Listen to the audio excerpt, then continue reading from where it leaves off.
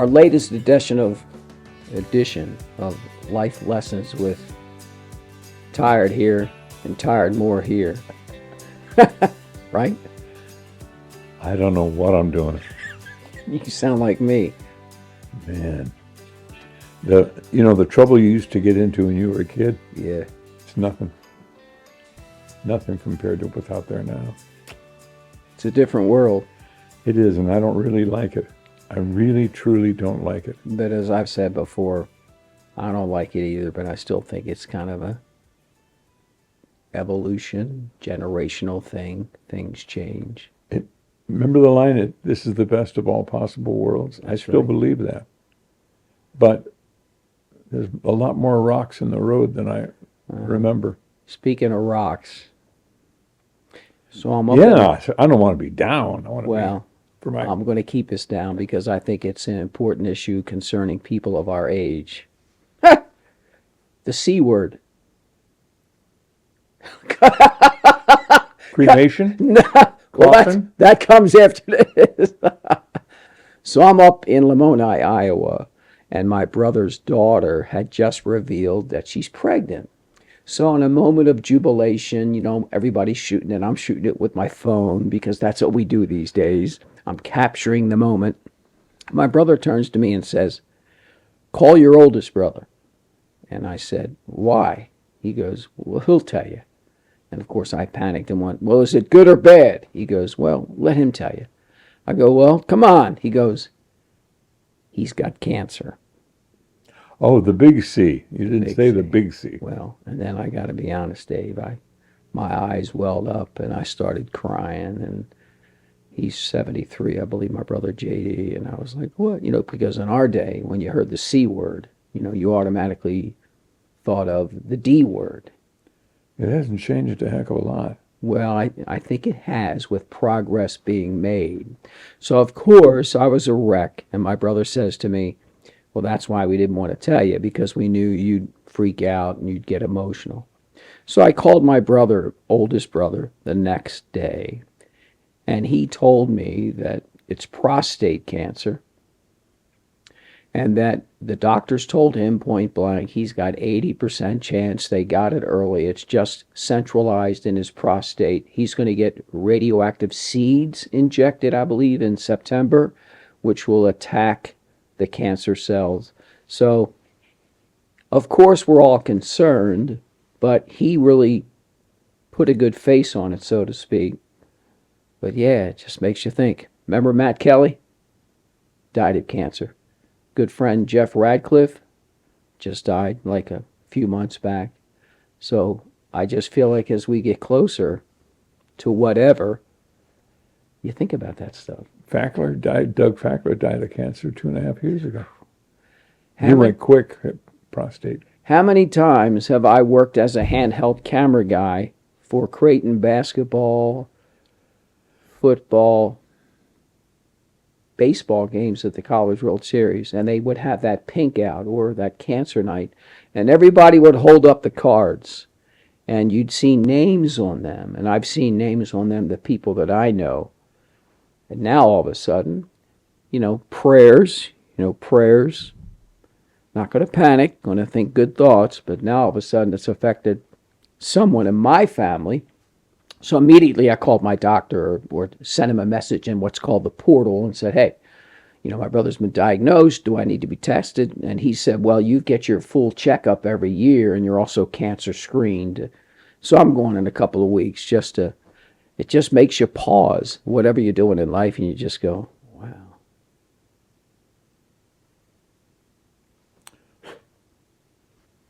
Right. You're throwing the dice. You're throwing the dice the instant you're born.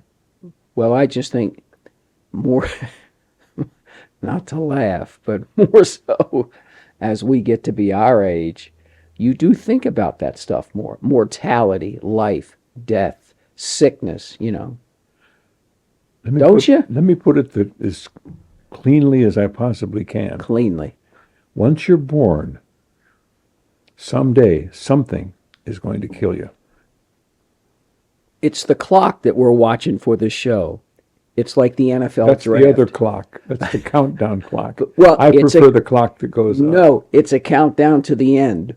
Once you're born, the clock's ticking. And as my Exactly. father always used to say, in a time of us being upset and worried, my father would look at us and say, everybody dies. Well, he's right. Nobody gets out alive. Nobody does. Well, Do you think about it? Oh, of Because you're course. older than I I'll be am. 82 this week. Yes. My birthday coming up this Happy week. birthday. Happy birthday to you. Happy birthday to you. I can't sing like you do. Happy shut birthday the hell to up. you. So you think about it. Of course. Of course you do. You can't not think about it. Quality of life. That's the key. Quality of life. But when do you Not start? not life itself. The quality. But of when do you life. start living a quality of life? How many of us have said, gosh, I wasted that, I wasted that. But then when you get close, when you get older, you start to come around, so to speak. We've all done that. We've all wasted money, wasted opportunities, wasted our lives Right. in so many different areas. But there's no penalty for that. It's not death. Death comes to everybody. Everybody. Yeah. Wasn't it Houdini who was going to cheat death and he swore he'd come back on Halloween? It's a trick. So, yeah, it's in my mind because it's family, it's my brother. And like I said, I had Matt Kelly on one of our shows, In Focus. He's gone. My friend Jeff Radcliffe, who I hired in the business way back when in Harrisonburg and then here in Omaha, he's gone. So you just think I'm about sorry you're that losing stuff. your brother. I'm sorry. Well, I'm not losing my brother. I'm not losing my brother. He just has been diagnosed. I was talking about Jeff and Matt. My brother's been diagnosed. All I'm saying is diagnosed is like getting a letter. Hey, there's something wrong. We're going to do what we can do, everything we can do to keep it from killing you. But we just wanted to let you know. Well, I was also told that if he did not do a thing, he'd still have 10 to 15 years. And the fact that they're waiting till late September tells me that it must not be, hopefully, that severe because they're waiting that long to combat the cancer. What say you? Well, I have no medical experience at all. No, I hung around drugstores, but that's about it. Did you go to the soda fountain? Yeah, What was your favorite? black cows, What? root beer floats. Oh, is that what they called it back then? What was the name of the soda fountain? What was the name of the store? Mine was Woolworths. Remember Woolworths in them sure. days? Mine was Walker Brothers restaurant. What do you where remember? I worked there when I was a kid in high school. I was a waiter, and I loved the place. I remember their French fries were so good. And I'd make we call them black cows, but a root beer float and an order of French fries. Wow. That was it. Did you wear the hat? There was no hat. It was long before the hat. That long ago. Yeah, oh yeah. When dinosaurs roamed the That was mountaintop. 57, 58. God, I was 2 years old. Yeah. Dad. They sure had good, and they had burgers where the bun was sliced in 3 pieces, and they had a kind of a special coleslaw sauce on one of the pieces of bread, and then 2 burgers with cheese on both pieces, and then pickles, and mustard and ketchup. But the special sauce, before there was a special sauce, Right. it was called the Chubby Burger, and Chubby Burger fries and a cherry Coke or a root beer float. That was it. I feel like you can see it now and you can taste I it. can taste it. You bet I can taste it. Do you miss it? Absolutely. Absolutely.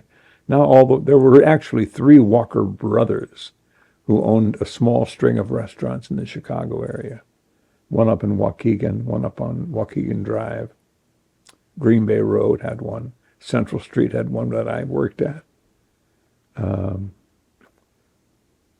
It was the ultimate. It wasn't just great food, it was fun. innocent. Absolute. Well, not fun isn't always innocent, but it was fun when depends you're on when your you're definition. 15 years old. Right.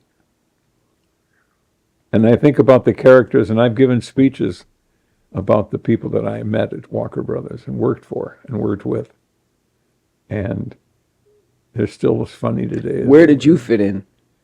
I was the kid. I was always a kid. My nickname overseas was Pepsi. What? My nickname overseas in the Air Because? Force was Pepsi because I didn't drink. I was only 18. Oh my But I God. didn't drink anyway. So I got a Pepsi. They called me Pepsi Weber. Oh my gosh. That's really neat. But I had a gun and a canine. That's right. You were always talking So I about. was all grown up. You love that dog. We've talked about that dog. And when you left, you kind of jinxed the guy that took over the dog. Just teasing him. Yeah, that's right. That sounds like a Web's thing. That's where I got my personality. Yeah. I'm afraid. Oh, really? Talk to my wife. I'm a Yeah, teaser. you're just a low-brow, low-key guy. But anyway, I remember I'm from Baltimore, and I was loved with the Baltimore Colts, who left town. So now when people ask me, well, who's your NFL team? I go, I don't have one. Mine left in 1983. But Gino Marchetti used to be a All-Pro, now Hall of Fame defensive end. He broke his leg in the 58 title game, which was overtime the greatest game ever played. He started a restaurant chain in Baltimore called Gino's. It was just like McDonald's. And I can still remember going to Gino's after my Little League football team got beat by my brother's Little League football team in the championship game. And I can still remember going to Gino's with my father. You know, you got the eye black all over you, crying and all that stuff. And the winning team is sitting across the tables, and I'm watching them as I'm downtrodden. We got beat, et cetera, et cetera. And it's Gino's. I always remember Gino's. It's not around anymore because every now and then I'll get nostalgic and I'll look for the images on social media and I'll see Gino's. Good memory. A lot of good memories growing up. I hate to say there are no bad memories because there are, Oh, there are. but then don't have to be negative. They could be bad, but not negative. Positive memories growing up. That's if you don't have positive memories growing up, you ain't got much of a chance of getting them when you're an adult. Yeah. It's a lot of it's the way you look at it. I know it sounds simplistic, but it is. Well, that's what I tell people. Can, not can. If you want to be negative, you can be negative. But I am a firm believer. Norman Vincent Peale, The Power of Positive Thinking.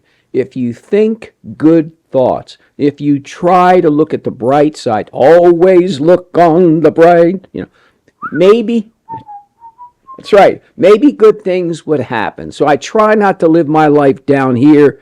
I try to live my life up here. But we all had times in our youth. I can look at pictures from when I was a kid, and I can tell if my parents were arguing. I could just tell by the expression on my face because my parents, at times, like any parent, were like cats and dogs. There was a TV show called Divorce Court when I Yes. was a little kid. And the saying over the door into divorce court was, please God, make mommy and daddy stop fighting. I remember that. Yeah. They argued all the time, and Terry and I argue. Sometimes we get so mad at each other we don't want to talk to each other. But that's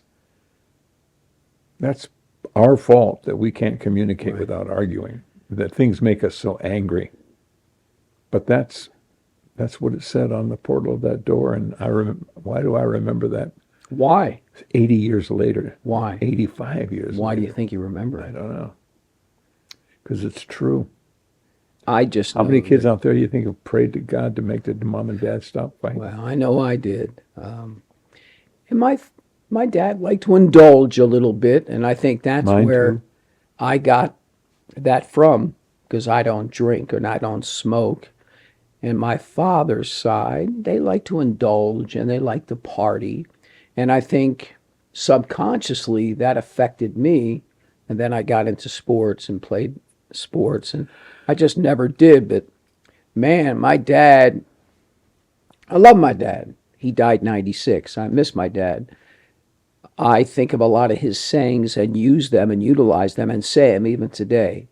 But my dad wasn't perfect, and I realize that. And I have some pretty tough memories of my father coming home sauced, so to speak. And he was a city kid from Baltimore. So when he became that person, all the city stuff came out. And Did he ever walk Yeah. through the front door, see you sitting watching TV, and go, no, your dad? "Yeah, didn't want to wake up, Mom. She's dead. She's awake. I guarantee you. She's back in the bed, back in your back No. bedroom, awake, sitting there." You know, I was the golden boy. You know, I played I was the sports. only boy. How tough was that? Tough. So you had to incur the wrath and the joy. All the things I wanted to do, he wouldn't have anything to do with them. Like what? Well, I wanted to play baseball. I wanted to sing. I wanted to act in plays and stuff, and he had no time for that crap. Because What did he say? he didn't ever go to a show that I was in. All the plays I was in school, never went to one. He never heard me sing. The only song he ever heard me sing was Wabash Cannonball, because that was his favorite song. Kansas State, baby. How many times did we go to Kansas State and they'd play that before the football when we covered the And Huskers? that's my mind goes back to Dad, sitting there playing the guitar, Wabash Cannonball for him. What was behind it? Something in his past? Was it the way he was raised, his environment? I think the war, Right. I think the futility of the Second World War, and then the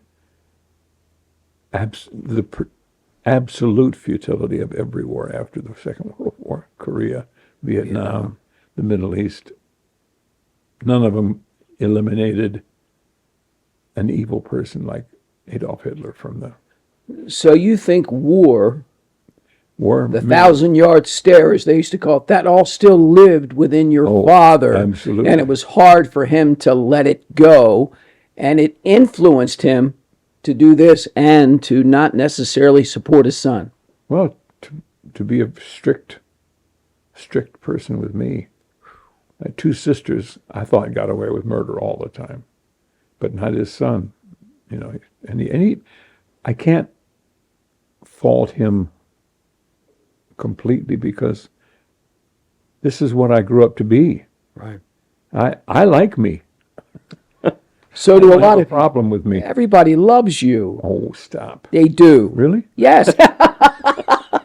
Timing was perfect. That's the secret of comedy. Nah, well, I'm not that. I don't have that much. Ask me comedic what's timing. the secret of comedy. What's the secret? Timing. That's an old. You got old so joke. much more talent than I got. See, it's a little different for me. Not every. Excuse me. I get around people and they're like, "Is he drunk? Is he? That's Is he always like this?" That's what Merlin and John Chapman said when on the night of the Miami game, when I pulled up Yeah, the corn cup and yeah, held yeah, it up to yeah. the camera. This is what Yeah. I found, and we won the ball game. Yeah. And they showed me the video that was on the air at back at the station. I'm in the little monitor in the middle, and Merlin and John Chapman are looking at each other like Weber's drunk. No, it's just an unbridled, energetic Joy. joy. I never defended myself. No, you because- didn't have to. No, but I didn't see any point. I get around people today, and I'm almost 70, and I still have more energy than them, and they're half my age. And I just think it's a gift that you have, and I think it's the only gift I have, is I have an unbridled, unspoken, always released energy, and I think it's a gift. But other than that, Do you have an unreleased positivity? yes, sir. Well, Yes, there's nothing sir. wrong with that either. I tell kids, well, yeah, can, not can't. Yes, not no. All the time. Always try to look for the good in the bad. Well, the world doesn't work that way. Yeah, of course I know it doesn't. Man, I just had a guy cut from the 3 lanes over right in front of me today to go left. Oh, But that's the traffic world on the today. interstate. Traffic was horrible. Yes. And it was all because somebody had stopped person on the right side of off the road. Well, how about when there's an accident on the other side and people in our lanes stop to gawk or slow down to look at it? Thank God we have the little beeps on the Oh, cars yeah. now to Do stop. you need those? Oh, you bet. They're annoying to me. No, they're fine with me. And they say, if you don't stop the car, they stop the car. And then you get thrown forward and, That's true. yeah. I've heard they might have flying cars soon. That's what the promise was back in the Dick Tracy days. Or the Jetsons. What do you say to that? I say, I say we're punching out at just the right time. I feel like somebody was about the flying cars. We're never going to. Yes. We have driverless He can cars. use bad language too. I mean, he's allowed. We have driverless cars. Well, I've driven in them. Oh, check that. I've sat as a passenger in the back of a Tesla to Colorado twice. And the guy's sitting up front like this, and I'm like amazed. But I've also seen online, I don't know if you can believe it, where a couple of self-controlled driven cars have gone a little haywire and crashed. So I'm not 100% sure I can trust them. This person I'm driving with was like taking naps, and the car's and I'm like, because I'm old, I'm like, man, this is crazy. I've only met one other individual like that. No, His name was Hal. And was he in 2001? And he said, Dave. Yeah. 2001 is. I saw that with one of the class in school. They took us to see 2001. I still didn't get it, but I get it now. It is the age of Hal, is it not? It is, whether we want it or not. So what Time and progress move on, whether we that's want it what I've or been trying to tell you. And generations change and evolve, and the things that we look at and frown upon now, people were frowning at what we did when we were young. So it's just a different time. I see TV shows now that I really enjoyed when I was a kid. I watch them now, and I say, in the presence of someone very dear to me, this is a piece of shit. This TV show. It is, and it always was. How could they get away with that? Well, they got away with it because it was 1958. Right. And it's not 2026 where everybody's a lot wiser, smarter. I don't know what the word is. Right. But do you think we've gone too far? I mean, don't you know. can't say, look, anything today without somebody or anybody having something to say about it, pro or con, good or I've bad. got Do you two think new we've gone too far? 2 new shows for you. Upstart Crow, which stars David Mitchell as Shakespeare. Kind of a pre-success period in his life where he was writing. Okay. Before he was Shakespeare. No, he was Shakespeare, but he was stealing words and Oh, he was phrases stealing, from his plagiarizing. family. Yeah, plagiarizing. Okay. But he didn't think of it that way. Oh, okay. Upstart Crow and Ludwig, Look, who's the same Beethoven. character, David, whatever. He's a puzzle solver who becomes a cop because they're both on Prime and they're both excellent shows. And if I'm entertained by a show on television, you better believe it's a good show. Well, I got to be honest. My better half and I don't really watch or tune into any shows. We just turn on the TV. I have an Orioles subscription to Masson because I'm from Baltimore. That's the only team I got left in my heart to root for. I root for the Orioles, good or bad. And we switch around and watch football, sports, or we watch the home improvement shows where people get to pick out houses. So you don't watch any No, creative stuff? No. BritBox stuff? no. But by the same token, as I've told you, I'm pretty busy. I have this. I do the In Focus podcast. I'm in a local film. I'm in a local play. I've got 2 binders full of scripts I'm studying. I'm going to audition for something else in September. So I'm pretty busy Good for you. at my job. But I'm worried. I've been asking people, what happens when you don't do anything anymore? Are you just playing it out? Are you waiting for the sickle to come? What happens? I'm looking at you. I couldn't have put it worse or better way. But what do? As I've told you before, I don't want to end up one of those folks, and it's nothing against them, just walking around the freaking neighborhood in the morning or walking their dog. I just want to feel like I still matter. I still have stuff to do. I can still make an impact. You see me in the park across the street walking my dog. Now they got dog parks. Because I know the dog needs a walk. Especially in the middle And I of the night. love the dog. And so I say to it, would you like to go for a walk in the backyard or park? And what's the dog say? The park's over here, backyard's here. Dog goes. And I say, let's go. And we walk around the park until she does all of her business. But do you walk around the park, mindlessly walking around the park, or do you truly engage? Well, I engage. I don't engage as much as she does. She stops every time she smells Well, something. they have to make their mark. Well, or check out who else has been there. I'm not as serious as that. But I do enjoy walking with her and reminding her that I am the human being and she's the dog. Because sometimes I wonder who's walking whom. There was an alien life came down to Earth and got out, and first thing he met was a dog. And the dog, he spoke to dog, of course. And the dog said, I got to tell you, this is the greatest place in the world. My owner feeds me every day, gets my hair cut, has a place for me to sleep, a place for me to play. I can chew on anything I want, and he's mad for a couple of seconds, then he's fine. And he picks up the poop after I poop, puts it in a bag and throws it away. How many times have we said, man, I wish I were a cat. I wish I were, what a life. They got it. Yeah. If they're cognizant of what's going on like I think they are, they're enjoying life at least as much as I do. Just saying.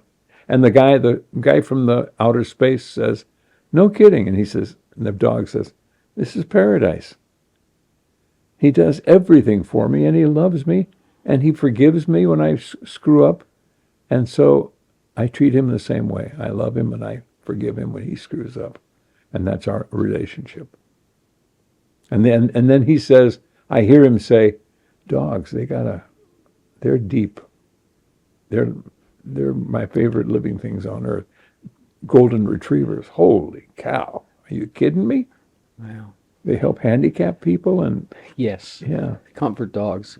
Yes. Talk about deep. We're getting into some deep stuff. I'm here. just saying, hey, we're almost out of time. That's right. Oh, Number there's 19. the camera. That's right. We have a little bit of time left. And as always, we talk about issues that are dear to our hearts and we think are dear to other people's hearts. So for our latest edition of Life Lessons with yours truly and moi, we'll see you next time.